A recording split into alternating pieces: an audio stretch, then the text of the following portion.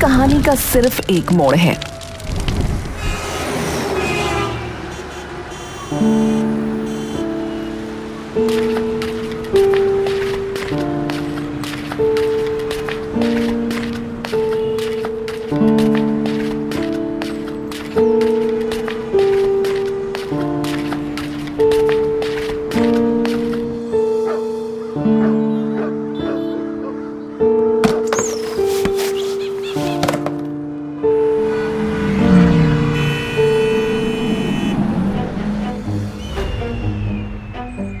ये कहानी की शुरुआत है। आओ फटाफट भाई, पैसे लेकर जाते रहो अपना अपना। सेठ जी ये तो कम है। 3 किलो तुलवाया था, उसके हिसाब से 80 रुपए बनते थे। ये तो बस 50 है।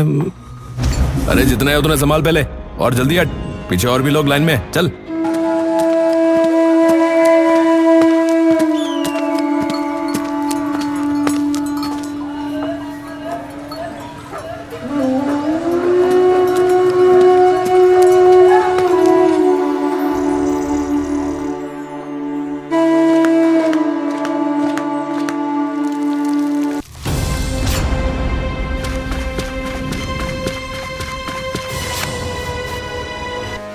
क्या कर रही हो माँ? ध्यान से। माँ हल्की सी मुस्काती है। बापू नहीं आए? मजदूरी का काम मिला है एक जगह, तो थोड़ी देर से आएंगे। आज कितनी हुई? 3 ही हो पाई। कोई नहीं, तुम खा लो आज, मेरा वैसे भी मन नहीं है। पर तुम खाओ, मैं कह रहा हूं ना, कल भी ऐसे ही सो गई थी। लल्लन दिन भर की झुलसती गर्मी में मजबूरी की मजदूरी से टूटता हुआ बदन लेकर घर वापस आ रहा होता है।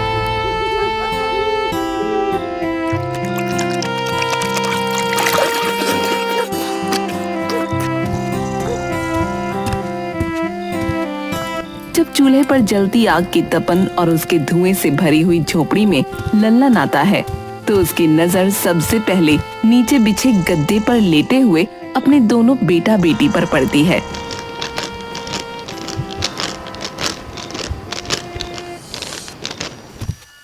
लल्लन जाकर चूल्हे पर एक छोटे से पतीले में सब्जी बनाती हुई अपनी पत्नी के पास बैठ जाता है।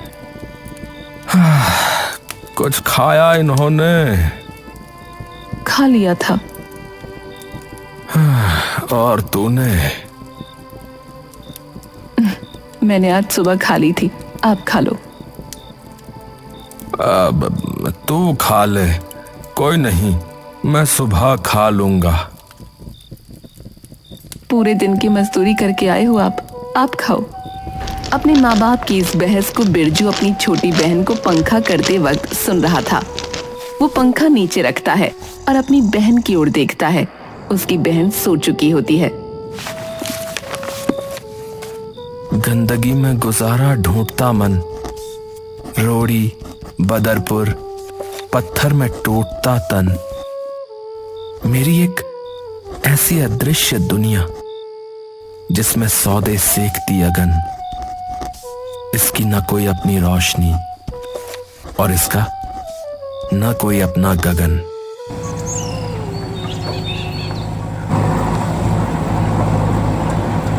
सुनिए सुनिए, सभी लोग सुनिए। भाई साहब शांत हो जाइए, सभी लोग ध्यान से सुनिए। अरे क्या हो गया भैया? अरे ये सांप क्यों है? अरे पुलिस भी आई है भैया। अरे क्या हो गया भाई? अरे क्या हुआ भैया? देखिए, मैं सरकारी अफसर हूं और आपके इलाके में सरकार की तरफ से एक आवश्यक सूचना देने आया हूं। सरकार ने फैसला लिया है कि इस बस्ती की झुग्गी झोपड़ियों को हटाया जाएगा, लेकिन डरने की जरूरत नहीं है, किसी को भी बेघर नहीं किया जाएगा। आप सभी को सरकार की योजना के तहत पक्के मकान दिए जाएंगे। ये मकान आपके नाम पर होंगे और हमेशा के लिए आपके होंगे। इसके लिए आपके सभी दस्तावेज और जानकारी ली जाएगी। आप सभी से निवेदन है कि सरकार का सहयोग करें, समय पर अपने दस्तावेज जमा करें और कोई अफवाहों पर ध्यान न दें और किसी भी तरह की अफवाहों पर ध्यान न दें। हम आपके साथ हैं, आपका भला ही हमारा मकसद है। फिलहाल के लिए आप लोगों के रहने का बंदोबस्त यहीं पास के गांव में किया गया है, तो आपका जो भी जरूरी सामान है कृपया उसे अपने साथ ले लें और यह इलाका खाली कर दें। बिरजू का पूरा परिवार ये सब देख रहा होता है और ये सब सुनकर उसका दिमाग मानो एकदम से कई भावों से गुजर जाता है। बिरजू खड़ा खड़ा अपने पिता की तरफ बिना एक भी आंख हिलाए देखता है। बापू, अरे क्या हुआ रे बेटा? मेरी तो कुछ समझ में ही नहीं आ रहा है रे। हम भला ऐसे कैसे चले जाएं? सरकार का ऑर्डर है बापू, जाना तो पड़ेगा।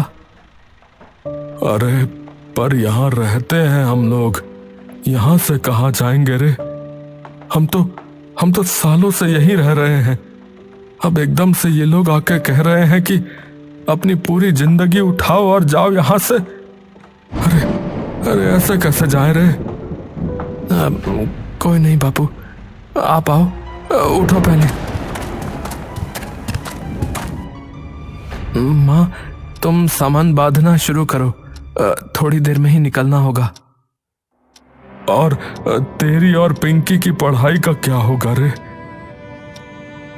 उसका मैं अपने आप देख लूंगा बापू, आप शांत हो जाओ। अरे पर ये क्या?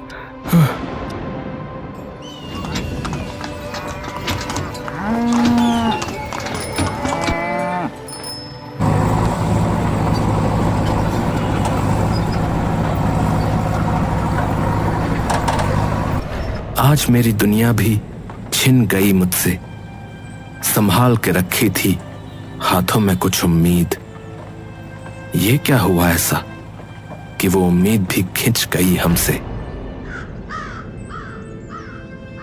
यहां हर कोई देखो दुआ में हाथ जोड़कर बैठा है, पर खाली पेट की शायद दुआ भी कमजोर है।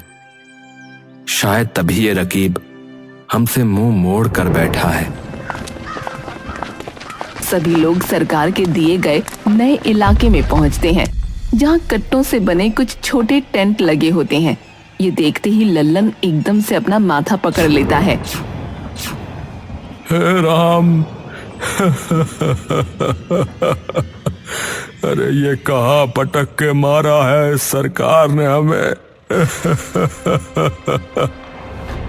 बिरजू अपने पिता के कंधे पर हाथ रखकर उन्हें संभालने की कोशिश करता है। लल्लन को यूं बिखरते देख सुनीता और पिंकी भी खुद को संभाल नहीं पा रही थीं। आप लोग चिंता मत करो, उस सरकारी अफसर ने बोला था ना कि सरकार हमें पक्के घर बनवा कर देगी। अरे कुछ नहीं बनवा कर देंगे बेटा, ये सब ढकोसलेबाजी है। अरे ऐसा नहीं है बापू, ये बस अभी कुछ ही दिनों की बात है। अरे मैं कह रहा हूँ तुझे अभी नहीं पता बेटा, तुझे कुछ नहीं पता। अब काम धाम कैसे होगा हमारा? ये सरकार वगैरह इनके लिए हमारा जीना मरना एक जैसा है बेटा। यहाँ जिसके पास पैसा है सरकार और कानून उसी के हैं। अब तू एक बात बता, स्कूल कैसे जाएगा रे? पता है यहाँ से कितनी दूर है स्कूल तेरा? पैदल पहुंचने में 2 घंटे लगेंगे, 2 घंटे। बापू आप चिंता मत करो, मैं और पिंकी सुबह जल्दी उठ जाएंगे बापू। पर काम का क्या होगा रे? तू सुबह उठकर पहले कूड़ा बीनने जाता था, अब इस नई जगह में कहां से काम ढूंढे बता मुझे। अब न जाने कितने लोगों को भूखा सोना पड़ेगा। हो जाएगा बापू, कुछ ना कुछ जरूर हो जाएगा, आप चिंता मत करो। 6 महीने बाद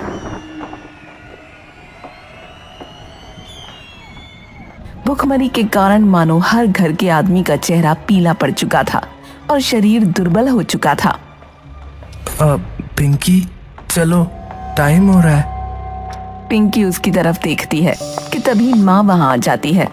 सुन बेटा, हाँ माँ। वहां हो सके तो कोई काम देख ले। मैं भी आज कुछ साफ सफाई का काम पूछने जा रही हूँ, क्या पता कहीं बात बन ही जाए। माँ, तुम क्यों ये सब? बेटा, अब इन सब बातों का वक्त नहीं है बेटे। तेरे बापू की तबीयत खराब होती जा रही है। सारे कंबल रजाई फट चुके हैं, जरा सी भी ठंड नहीं रुकती।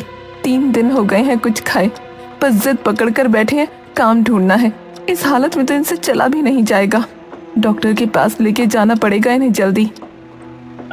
ठीक है माँ, तुम चिंता मत करो, मैं देखता हूँ।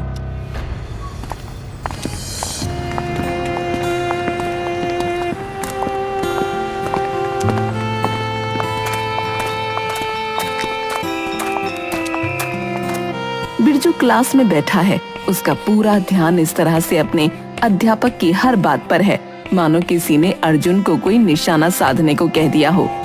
तभी स्कूल का चपरासी वहां भागता हुआ आता है। सर सर, क्या हुआ? इन बच्चों में से बिरजू कुमार कौन है? बिरजू एकदम से डर कर उठता है। मैं हूँ।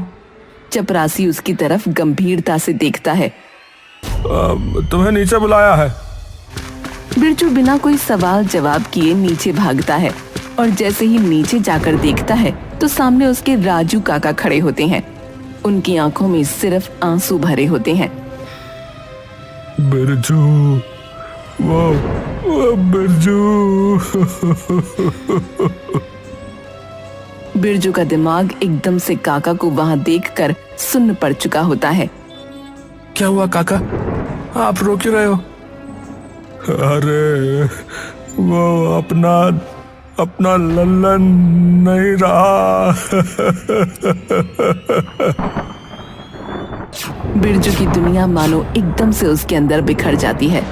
बिरजू बिना कुछ कहे चुपचाप भागना शुरू कर देता है और जब तक वो घर नहीं पहुंचता वो बस भागता रहता है, भागता रहता है, भागता रहता है। घर जैसे ही वो पहुंचता है वो देखता है कि उसके घर के बाहर भीड़ इकट्ठा हो चुकी है। चलो चले तुम्हारे यौवन में, शायद तुम हंसते मिल जाओ, या चले जाएं अपने बचपन में, तुम फिर तपते मिल जाओ।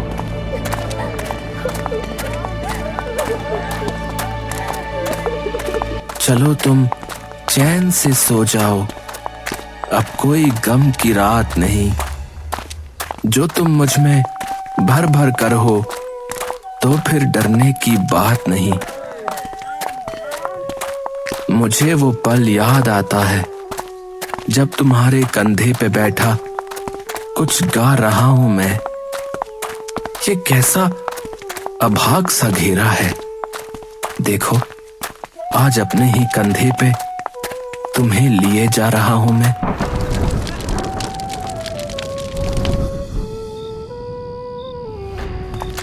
बिरजू अपने पिता के दाह संस्कार को करके वापस घर आ जाता है। उसके आंसू सूख चुके हैं। वो जाकर अपनी माँ के गले लगता है और फिर चुपचाप उठकर कहीं जाने लगता है। कहाँ जा रहा है बेटा? काम ढूंढने माँ, तुम्ही ने तो कहा था अब एक खर्च से ही काम चलाना माँ। 1 महीने बाद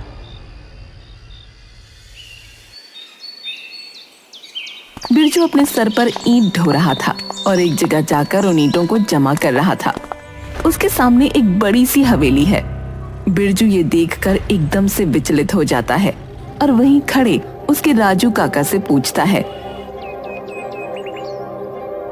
काका, यहाँ क्या हुआ है? कोई हादसा वगैरह हुआ है क्या? अरे कहाँ, कोई हादसा वादसा नहीं हुआ रे। तुझे तो पता है उस बंगले में कोई जाना माना गायक रहता है, उसका जन्मदिन है आज। बस तो सुबह से जो है उसी का रोला मचा पड़ा है। अरे इनकी बड़ी बात भी जो है ना, वो बड़ी बात है बिरजू। हाँ, पर हमें क्या, हमें तो दिन की दिहाड़ी ही मिल जाए वो भी बहुत है बेटा। बिरजू चुपचाप खड़ा उस हवेली और उसके नीचे खड़े सभी पत्रकारों को देखता रहता है। उसके दिमाग में उसी दिन की तस्वीरें मानो चीख चीख कर गूंज रही होती हैं। उसके बाप की सफेद कफन में लिपटी लाश जमीन पर पड़ी है। वो अपने बाप को कंधे पर लिए जा रहा है। बिरजू चुपचाप फिर से ईंटें उठाने में जुट जाता है। बिरजू घर पर बैठा हुआ पिंकी को किताबों से कुछ पढ़ा रहा है कि तभी बाहर कुछ आवाजें आने लगती हैं। बिरजू और उसकी माँ बाहर आकर देखते हैं। बाहर कुछ गाड़ियां खड़ी हैं। उनमें से कुछ लोग किसी नेता का पोस्टर लिए खड़े हैं। तभी उनमें से एक इंसान बोलता है, सुनिए, कल नेताजी आएंगे आप सभी लोगों से मिलने पास के झेलम मैदान में। तो जो है कल दोपहर 12 बजे पहुंचिएगा और वोट दीजिएगा सिर्फ हमारी तौलिया पार्टी को। जी हाँ, तौलिया पार्टी। हरामजादे, लोग यहाँ पिछले 7 महीने से भूखे प्यासे मर रहे हैं, तब कोई नहीं आया, और जब वोट चाहिए तो तभी आ गए। लोग मर रहे हैं यहाँ, इन्हें तो बस अपनी पड़ी है। बिरजू चुपचाप ये बातें सुनता जाता है और इन बातों को सुनकर मानो उसका गुस्सा पूरी तरह से धधक उठता है।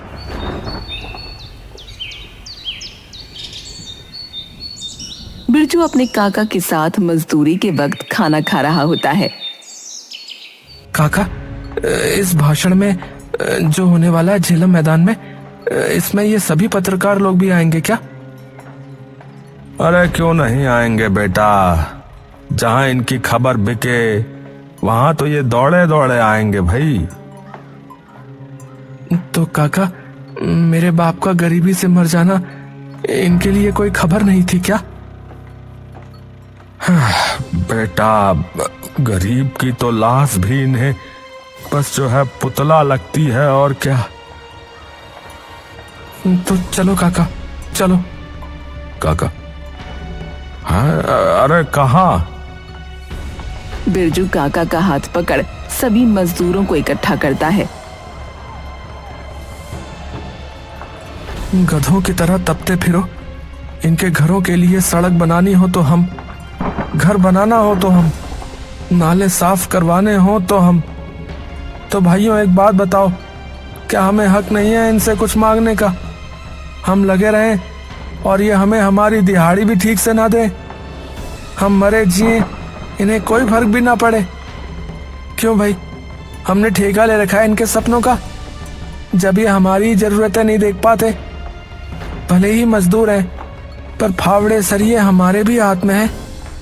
तो इन्हें आज अपनी आवाज तो सुनाएंगे, इन्हें अपने अंदर की चीखें सुनाएंगे, इन्हें दिखाएंगे कि रोज तपते इस शरीर में अब कितनी तपन भर चुकी है।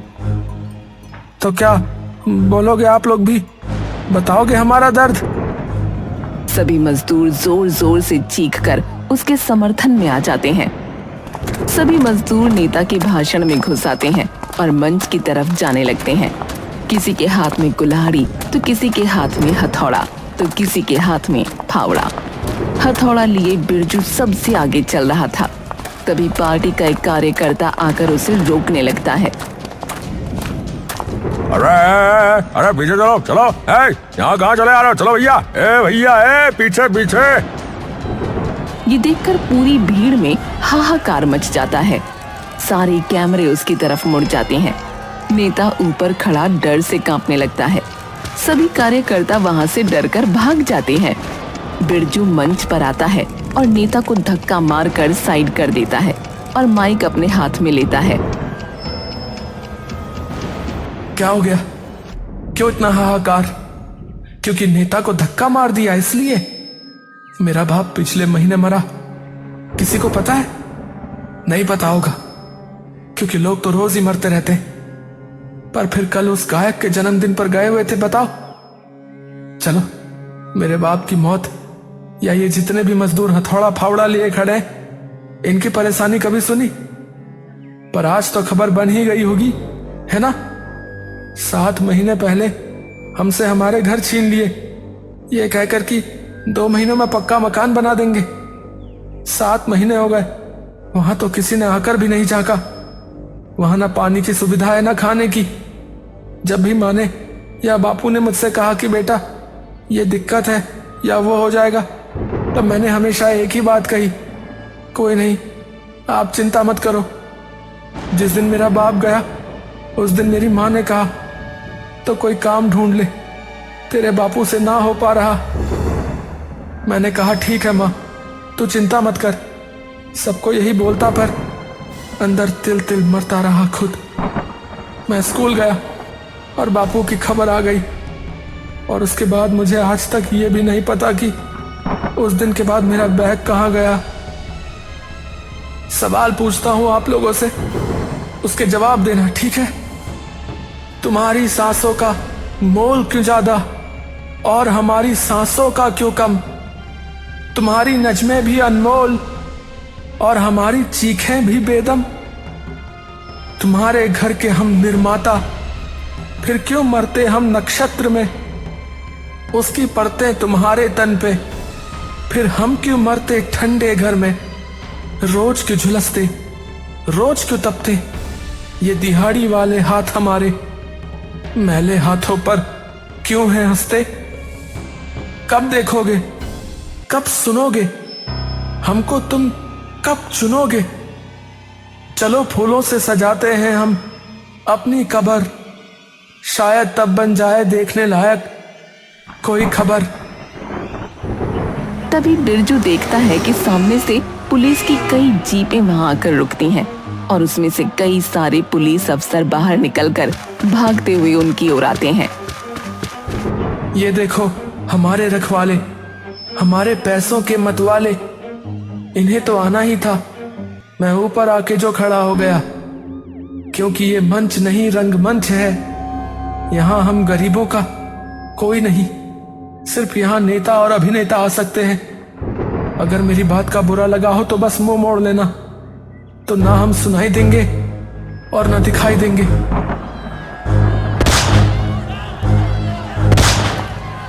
पुलिस तभी मंच पर आकर बिरजू को धक्के मार के नीचे उतार देती है और उसे हथकड़ी पहनाकर उसे बाकी मजदूरों के साथ जीप में बैठा देती है।